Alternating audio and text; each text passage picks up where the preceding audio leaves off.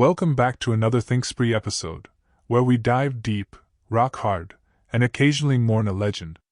Today, we're paying tribute to a man who didn't just change music, he was the music.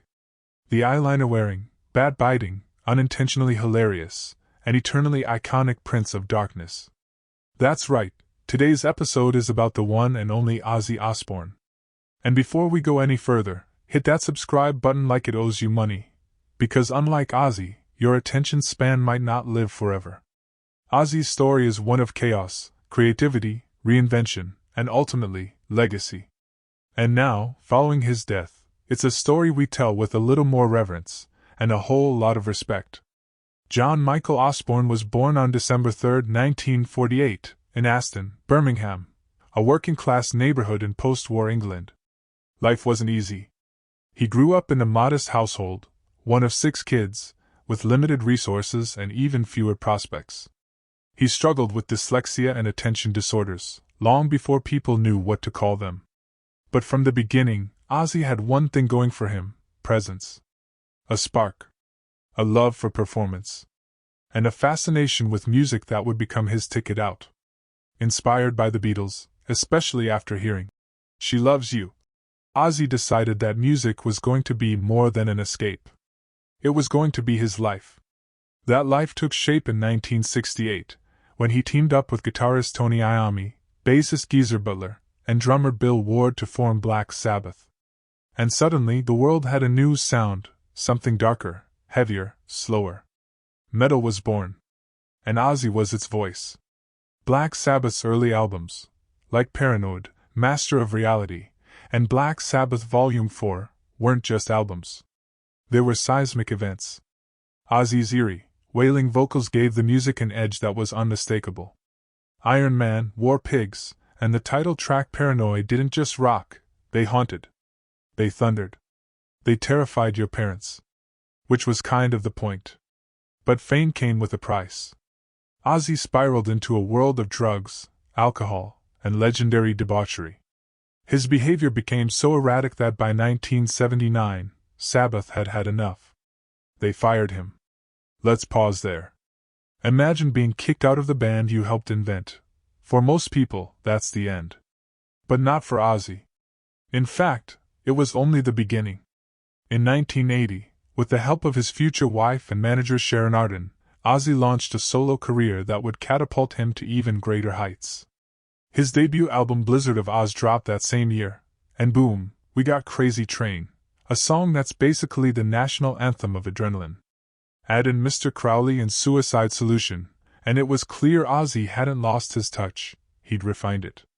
A huge part of that magic came from guitarist Randy Rhoads, a classically trained shredder who balanced Ozzy's raw chaos with precision and soul. Their partnership was electric. Tragically, Rhoads was killed in a plane crash in 1982, a loss that devastated Ozzy and cast a shadow over the rest of his life. But still, he pushed forward. Album after album, Diary of a Madman, Bark at the Moon, The Ultimate Sin, No More Tears, Ozzy continued to evolve, surviving the very industry that nearly consumed him. And let's not forget the stories. The infamous bat incident? Yep, it happened. A fan threw what Ozzy thought was a fake bat on stage. He bit into it, only to find out the bat was very real. He had to get rabies shots. And yet somehow, it only added to the legend. Same with the dove. Same with the ants. Same with every hotel room he ever saw. But Ozzy wasn't just chaos in leather pants. He had a surprisingly strong sense of family, loyalty, and business. In the early 2000s, the Osbournes hit MTV, a reality show chronicling the daily madness of his home life. It was part sitcom, part soap opera, part rock and roll fever dream. Suddenly, Ozzy wasn't just a metal icon. He was America's most bewildered dad, muttering obscenities at the family's tiny dogs while trying to figure out how remote controls worked. And the world loved him for it. Later in life, Ozzy faced health challenges, including Parkinson's disease, surgeries, and a number of physical setbacks that made touring difficult. But he never stopped trying. He never stopped being Ozzy. Even in his 70s, he was recording new music, collaborating with artists like Post Malone and Elton John, and releasing albums that proved he still had something to say, and plenty to scream. In the end, Ozzy Osbourne passed away after a life lived at full volume. The exact date may now be etched in headlines and tombstones, but his legacy? That's eternal. He wasn't just the frontman of Black Sabbath. He was heavy metal. He shaped it, screamed it, broke it, rebuilt it, and somehow outlived most of its doubters. Ozzy taught us that you don't have to be perfect to be powerful. You can be broken, weird, impulsive, and still change the world.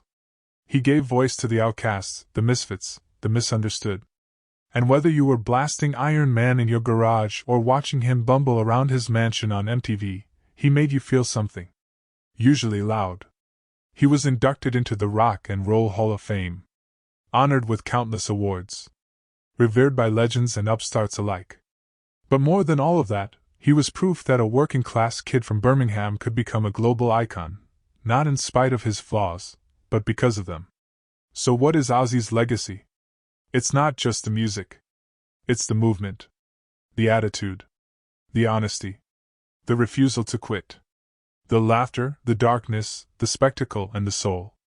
It's every headbang, every raised fist, every scream in the front row. It's the reminder that even in chaos, there's art. And even in madness, there's meaning.